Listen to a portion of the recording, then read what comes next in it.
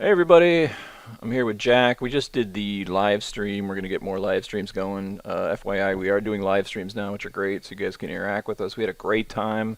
We celebrated while during the actual live stream the initiation of the 20,000th subscription for our channel. So we're super thankful for you guys. And as I mentioned before, yeah, Jack's been a great help. Evan's been a great help. So I can't wait for another year of more advanced tutorials.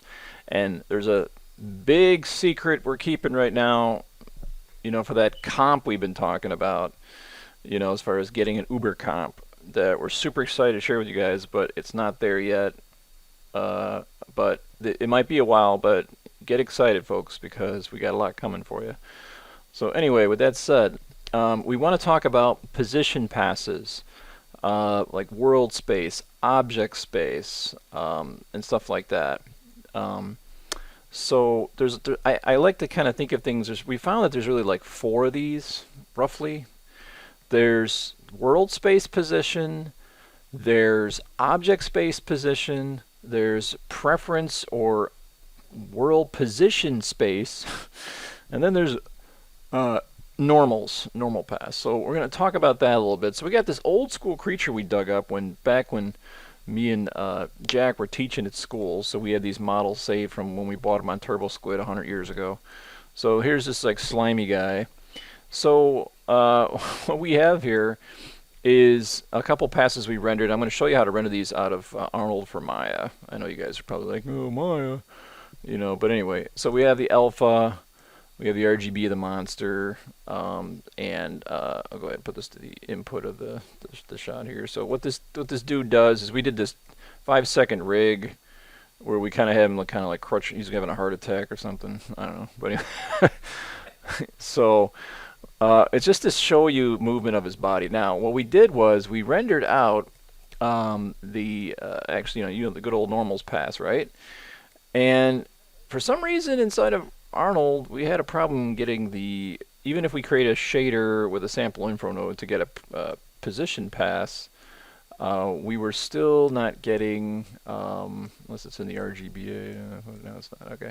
So we couldn't get a position, a P pass, which we would consider to be the world space pass. But we found out how to render a preference pass. We're going to show you how to do this. This was commonly used, if you guys have ever watched the video tutorial through FXGuide where they talked about using the preference pass for the movie District 9. So I'm going to go ahead and show a clip of that. So here is the video, and I'll have a link of this at the bottom if you're curious. It's a really cool behind the scenes. But they're using a preference pass which actually sticks lights onto characters. So we're going to go ahead and show you how you can do that. But this was early in development. This was many years ago when they did this. So you could actually stick like a light or create masks, and as the character deformed, you actually would see the character kind of go ahead and play this through. Like they can make the radius of the, bring it around, and then it can move. You can see the characters moving around, and it's staying kind of sticking in place, which is really cool. So we're going to talk about that. And that's basically what this pass is that we had to create. It's a little tricky getting this pass rendered out of Maya. Not really hard at all, but it was using Arnold and so forth. But you notice how in this pass, the information it's vector information. So XYZ data is, for, XYZ RGB, it's values above 1 and below 0. See, here's like negative values. You can see that they're kind of like stuck on the character. Now the typical world space pass is just where any pixel's at in world space, which is sort of like a static reality.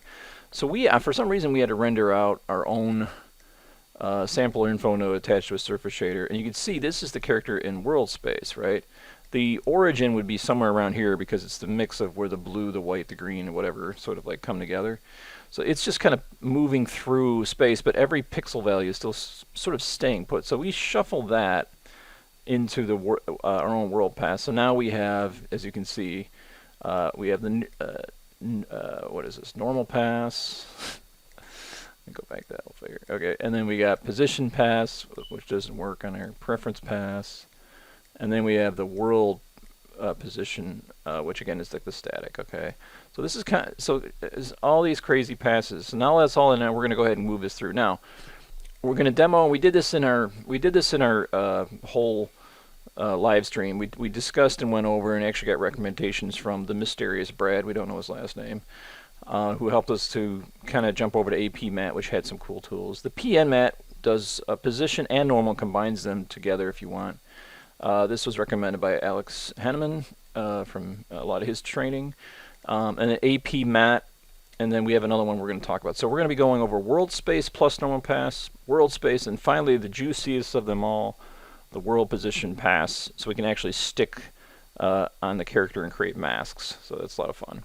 So first off, you're going to have to download this off Nukepedia. It's not part of the Nuke Survival Toolkit. AP Mat is, which is Adrian Poyo's awesome plugin. So we're going to go through PN Mat. I'll go ahead and put that on.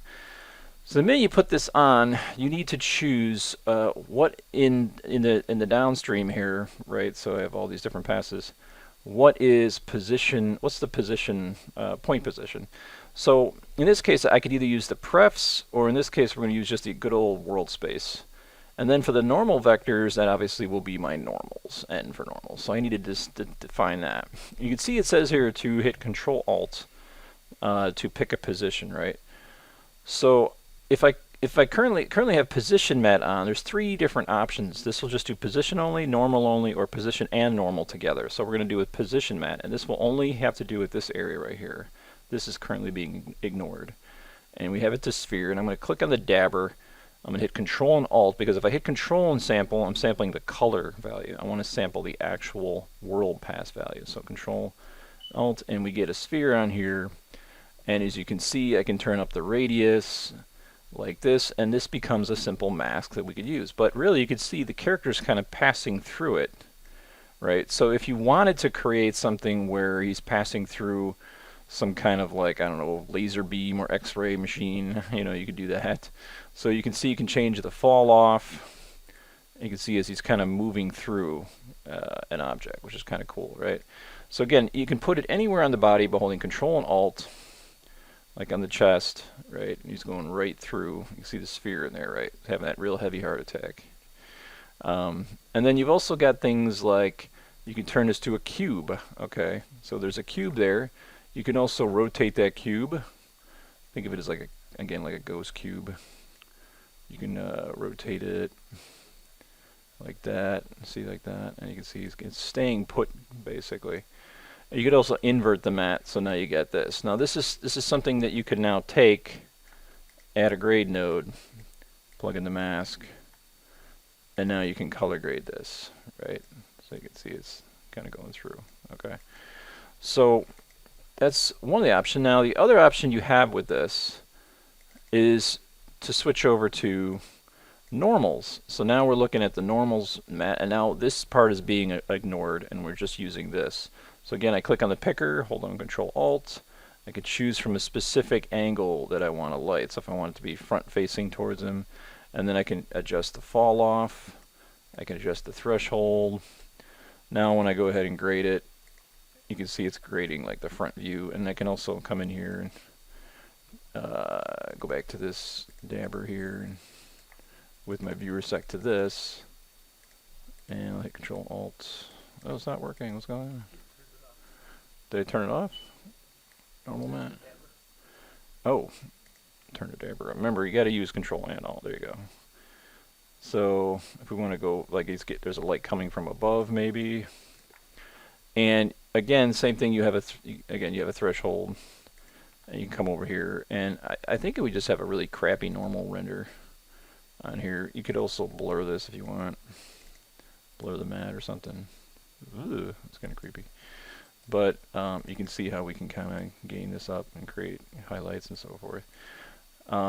So yeah, that's all based on kind of like X direction, Y direction, X and Z direction. So you can do that. All types of fun stuff you can do. And again, while I'm looking at the grade node, if I hit Control and Alt and sample the normal picker. Oh wait, it's not working.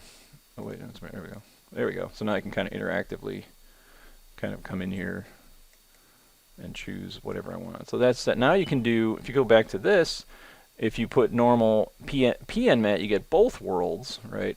So now you're limiting it to the mask of this. So if I go over here and now put my dabber back to this, I can kind of choose the area. Let me take that invert off.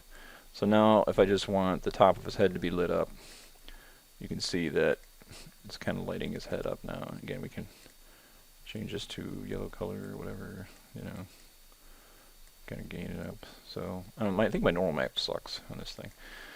So again, there you go. Pretty cool stuff, right? And it'll look better on better normal maps. I don't know why. I think our bump map is all screwed up, and it's giving us a normal map that looks real crunchy, as you can see here, as we got it jacked up too high. So, but anyway, that's basically it for PMAT. Now let's move on to world space mat. You've basically seen it in this.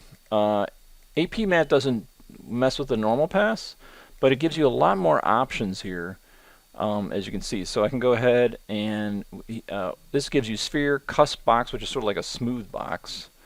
You have round box. You have linear ramp, which is kind of cool. And again, we'll sample. Let's go ahead and sample a color just like we did before. So I believe it's this guy right here, right? So Control Alt, and our size of our radius is a little too big. There we go. So now you can see there's a linear ramp gives us a linear ramp, and we can add hardness. We could let's see, where's the hardness? I'll bring the hardness down, and then you could also do radial ramp, which gives you a radial size. So what happened to the size of this thing? Am I crazy on this? I thought there was a size. Oh, here it is, uniform scale. There we go. So again, same thing, but again, just like I said before, in this case, I sorry guys, I put the pref. We're kind of showing off the original, but if I go back to world space, you can see it's going to go right through again. So we're giving you a preview of world positioner. But you can see how, again, we're in the same boat. This is good for lighting in situations.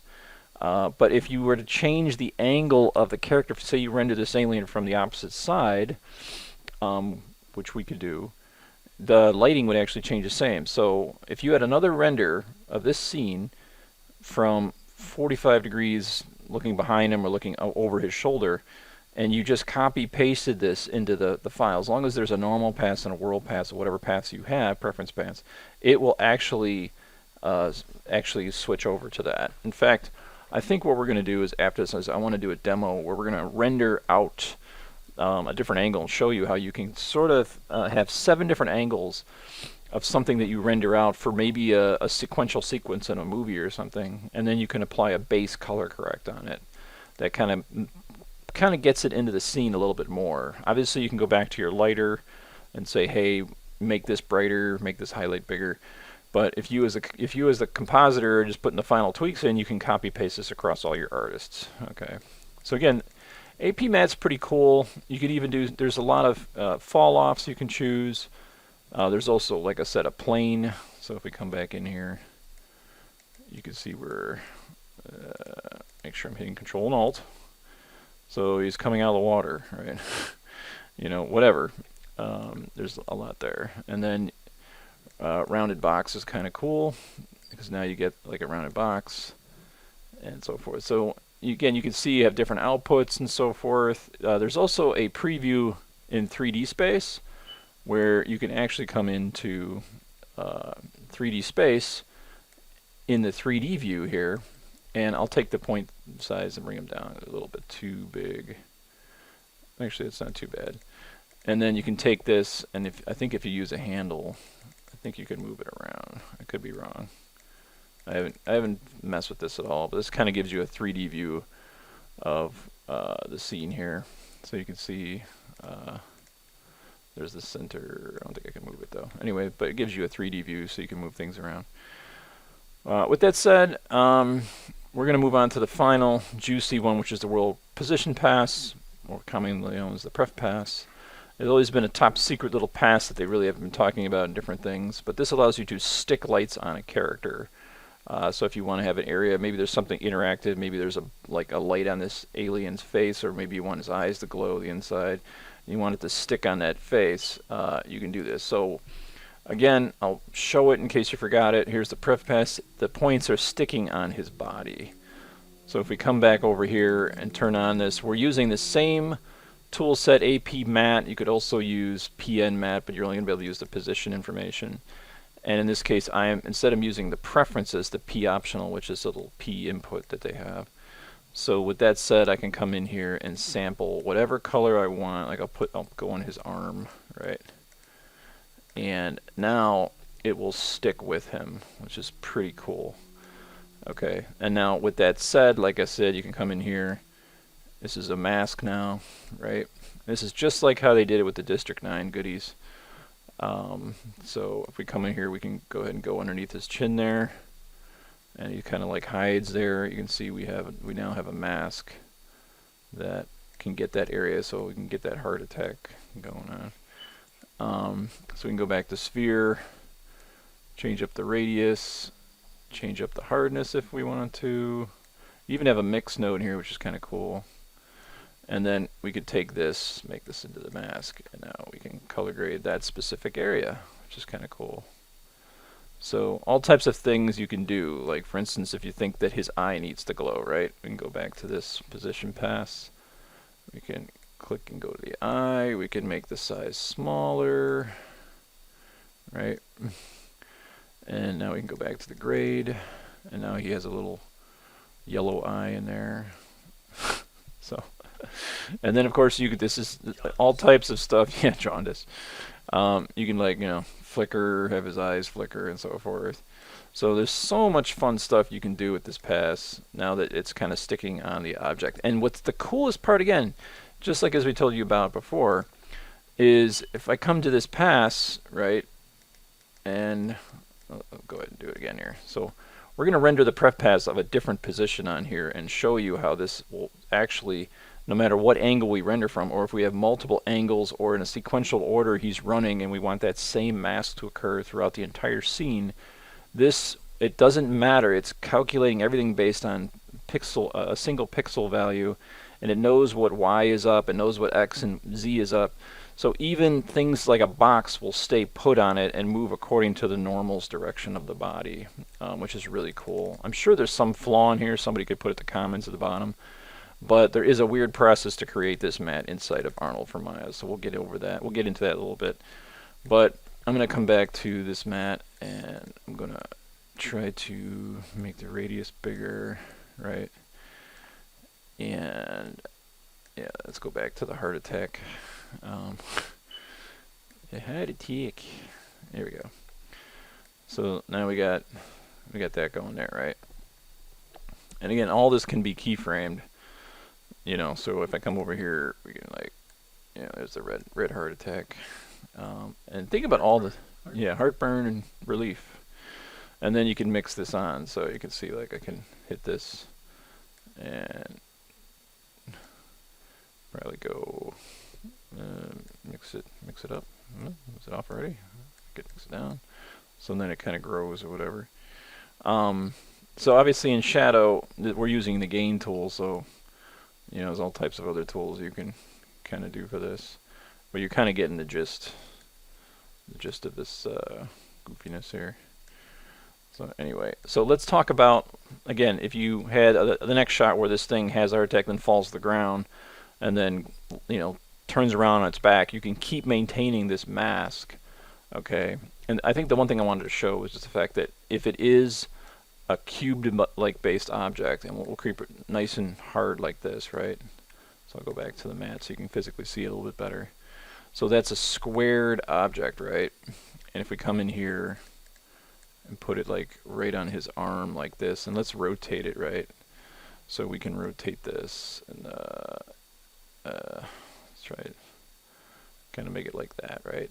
And you can see how it's, ooh, I think that's still correct. Is it, Jack, or am I wrong? Is it still correct? Are we off? So if we let's do a wristband. Look at that. Pretty cool, huh? So this is a perfect example. We got this wristband set up. So let's go into Maya and pretty much set this up inside of Maya so you can kind of do it. So I know everybody hates Maya. Let's just go into it. Okay, so here we are in Maya, and you can see this has a whole bunch of geometry pieces. We have this lame joint here that is pretty stupid. That was the angle we used. Now we're going to choose a different angle So when he has his heart attack, we'll just choose like maybe an upper angle or something like that, right? So we have like this. Will that work? Sure. Maybe up right there. We're doing the wristband though. We're doing the wristband. So again, you see this. This was a stellar rigging job. But let's just put it from another angle here. Now here's the process to get this to work right. It's a bit of a pain in the rear end. Now, I have it in Arnold, okay, and if you go to Arnold and AOVs, we have N, P, and Pref, and I talked about P was supposed to be the world space, but never worked. N is obviously normals that'll work. Prefs, you just drag it over with this arrow. The prefs itself, if you don't have this weird static mesh thing and you try to render this, so if I do IPR right now, right? And okay, we've rendered this. Now if we go to the prefs pass, it's going to render black. It's not going to be there. Okay, so what you need to do for each mesh is, and you got to do this for each individual mesh, I'm afraid to tell you, is you got to create a texture reference object in its sort of T-pose and relax pose or pose whatever is closest to world space, they say. So I'm going to go ahead and take this. I'm going to go through each one of these by hitting the G key. So I'm going to just do create texture reference object. That creates an object down here and with a wireframe. So I'm just going to go through these like G, G, G, G, G, G. If you do them all at once, it won't do it. I hate to say it, but see, we're kind of getting a wireframe for everything. Great, I forgot which one we did. There we go. I think we got everything. I guess we could just select it. Fine, there we go. So everything's got a reference pass. Hopefully we didn't double up on that. Okay, so as you can see, as it animates, it has this original sort of static mesh it's got to remember to kind of imprint the points on. All right. So now that if we kind of go through this and we do the render, let's go ahead and render this out here with an IPR, and you'll be able to see it render here. There it is. So now you can see the pass. This is, again, values above 1 and below 0. It's in the prefs pass now. Yay! And we got the beauty pass, and we got the normals pass. And this doesn't seem to be... Oh, wait, why is that working now? What a surprise. Works now. What we did inside of our Hypershade to get the world pass going, because you think they would just have it in, working, is we just made a surface shader... where is that thing at?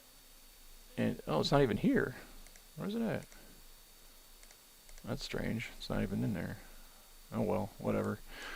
But a sample info node with the world space plugged into a surface shader, and then we just rendered that out. So I'm not worried about that right now because we're not using that pass. We're just sticking with the prefs.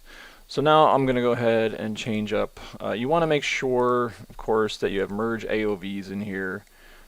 Name.extension. I'll go ahead and call this Monster Part 2 Heart Attack, whatever. Real conventional naming here. This was about 12 frames. So we're going to render just the defaults here. But again, make sure this merge AOV is on, or else you're going to get a whole bunch of subfolders. So now we're going to go to render and go to batch render sequence. And we're going to see this baby render off. And we are rendering to a different angle. It's not the angle that we did above, but let's just stick with it for now. And then we can, I'll hit pause and we'll come back into into Nuke. So here we are back in. I'm going to go ahead and read it in. So here she is. Okay, so whole different angle, right? Same thing. And if you recall on this one, we did the wrist thing, right? So all I need to do, and this is what you can do across different shots of sequential order, is I stick that right in there, plug it in, and look at that, folks. So again, usually you use world space, which doesn't lock to the character, for lighting sequences as well as the normal map for lighting sequences, because the guy's moving in and out of lighting. It's not very common that you want to, have lighting attached to something. So think of it as in the form of like if a car needs to be lit up at the front, or it's self-illuminating itself. Maybe this, a Blade Runner spinner vehicle, and you need to create some sort of light area or something that's brightening up an area, you can kind of stick it to a character like this. And again, every one of these applies in here. So if we use like PN map, right? So PN map, we got this nasty, in fact, I'm going to turn this off. This looks terrible. The normal map is my fault, folks. So please don't judge. Let's go back to position. So again, it's kind of passing through the character here, right? And again, I could just take this right here, put it into this pass, and I think we have the position pass working, or the world space pass working in this footage. We'll find out right now. So if I come in here, and let's see here, I have to choose the pass that works.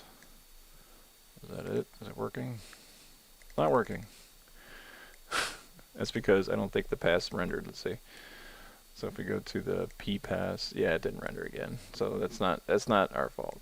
So anyway, but yeah, if you did have the world space pass rendered, you would be good to go. And I think just for the heck of it, I'll show you how we created the world space pass. Most render tools seem to have the world space pass rendering fine inside of mine, but for some reason Arnold is having issues. So one last hurrah here. I'm going to go in my hypershade.